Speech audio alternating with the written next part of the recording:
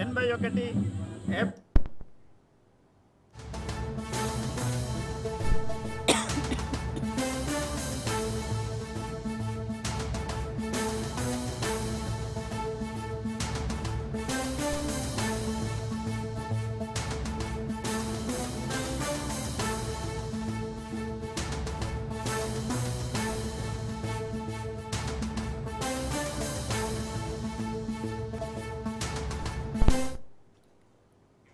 Breaking news చూస్తున్నాం.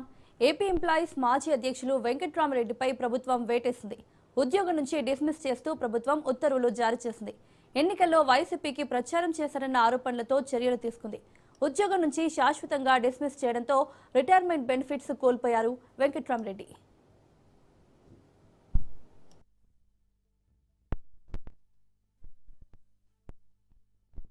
అదే GO dismiss చేస్తూ జీవో ఇచ్చిన నాకు ఇప్పుడే తెలిసింది. అయితే ప్రభుత్వం ఉద్యోగులు అంటే ప్రశ్నించకూడదు ఎవరు అని భయపెట్టడానికి చేసిన ప్రయత్నం మాత్రమే ఇది.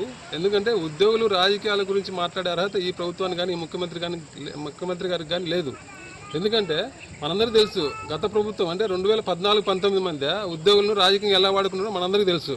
ముఖ్యమంత్రి గారు స్పెషల్ ప్యాకేజ్ బాగుందంటే నవనిర్మాణ దీక్ష అని ఇక్కడ బస్సులు వేసుకొని ఉద్యోగులు తీసుకెళ్లి కార్యక్రమాలు చేయడం, ప్యాకేజీ బాగాలేదు మళ్ళీ ప్రత్యేక హోదా కావాలంటే నల్ల చొక్కాలు వేసుకొని ఢిల్లీకి వెళ్ళి తీసుకెళ్లి బీజేపీని తిట్టించడం అవన్నీ ఎవరు చేసిండ్రు? ఈ ముఖ్యమంత్రి గారు కాదా? సెక్రటరీ నుంచి 10 మంది ఉద్యోగులు ఢిల్లీకి వెళ్ళి నల్ల చొక్కా వేసుకొని బీజేపీ గవర్నమెంట్ అప్పుడు బీజేపీని తిట్టిండ్రు. వీడియోలు ఉన్నాయి అవి. నేను ఎలక్షన్ ప్రచారం చేసిన అనేదానికి ఒక్క ఆధారం లేదు. నేను వెళ్ళిన 4 డిపో మేనేజర్లు చాలా స్పష్టంగా చెప్పిండ్రు ఇక్కడ ఎలాంటి ఎన్నికల ప్రచారం జరగలేదని చెప్పి.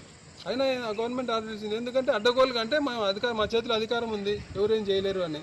కానీ కోర్టులు ఉన్నాయి కదా, న్యాయం ఎప్పుడైనా గెలుస్తుంది. ఖచ్చితంగా ఇది అడ్డగోలు వ్యవహారమే. ఈ ఆర్డర్ ఇచ్చిన ఈ ఫైల్ చూసిన ప్రతి ఒక్క ఐఏఎస్ ఆఫీసర్కి తెలుసు ఇది చాలా తప్పుడు వ్యవహారం అని. కాకపోతే వాళ్ళు కూడా ఏం చేశారు, పైన వాళ్ళకు తలూపడం పరిస్థితి వచ్చింది కాబట్టి ఆర్డర్ వచ్చింది. కానీ ఇట్లాంటి వాటికైతే మేము భయపడము. ఖచ్చితంగా దీని మీద న్యాయ పోరాటం చేస్తాం.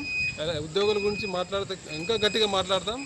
ఈ ఉద్యోగుల సమస్యల మీద వెనక్కి తగ్గే ప్రశ్నే లేదు. అంటే రిమూవ్ ఫ్రమ్ సర్వీస్ అంటే మీకు రిటైర్మెంట్ బెనిఫిట్స్ కూడా ఏమాత్రం ఉండవు కదా, ఎట్లా పరిస్థితి? ఏం కాదన్న, ఏమవుతుంది 2 ఏళ్ళు 3 ఏళ్ళు అంతే కదా.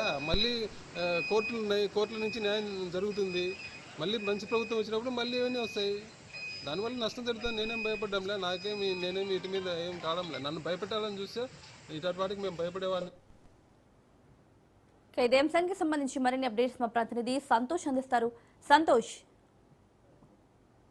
ఏపీ సెక్రటేరియట్ ఎంప్లాయీస్ మాజీ అధ్యక్షులు వెంకట్రామరెడ్డిని ఉద్యోగం నుంచి డిస్మిస్ చేస్తూ కూడా ప్రభుత్వం ఉత్తర్వులు జారీ చేయడం కూడా జరుగుతుంది. దీనికి సంబంధించి ఇప్పుడు ఇప్పటికే జిఓఎంఎస్ నెంబర్ 43 ద్వారా కూడా ఉత్తర్వులు జారీ చేయడంతో ఇక జిఐడి ఉద్యోగం నుంచి శాశ్వతంగా అయితే కనుక రిటైర్మెంట్ బెనిఫిట్స్ తో సహా కూడా కోల్పోవడం కూడా జరుగుతోంది. దీనిపై కూడా ఇప్పటికే అంటే 24 సంవత్సరాలు సుదీర్ఘంగా సేవలు అందించినటువంటి వెంకట్రామరెడ్డికి ఇంకా మరో 14 ఏళ్ళు సర్వీస్ ఉండగానే ఇటు ఉద్యోగం నుంచి డిస్మిస్ అవడంతో ఇటు వెంకట్రామరెడ్డి అయితే స్పందించడం కూడా జరుగుతోంది. ఏదైతే తను న్యాయ పోరాటానికి సిద్ధమవుతానంటూ కూడా తెలియజేయడం జరుగుతోంది. ఏదైతే మంచి ప్రభుత్వం వస్తే తిరిగి మళ్ళీ తాను వచ్చే అవకాశాలు ఉన్నాయంటూ కూడా చెప్పడం జరుగుతోంది.